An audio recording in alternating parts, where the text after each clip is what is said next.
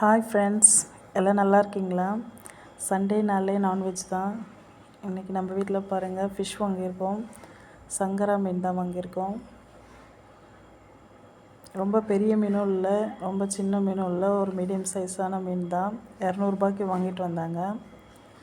Fish பார்த்திங்கன்னா அங்கேயே clean பண்ணி கொடுத்துட்டாங்க. கொஞ்சம் பெருசு பெருசாக துண்டு போட்டிருக்காங்க. நான் வீட்டில் செய்கிற மாதிரி இருந்தால் சின்ன சின்னதாக தான் கட் பண்ணுவேன். இந்த ஃபிஷ்ஷை நாங்கள் ஃப்ரை தான் பண்ண போகிறோம். நம்ம சேனலில் ஆல்ரெடி போட்டிருப்போம் ஃபிஷ் ஃப்ரை. எல்லாருமே மஞ்சள் பொடி, உப்பு, மிளகாத்தூள் போட்டு ஃபிஷ் ஃப்ரை பண்ணுவாங்க.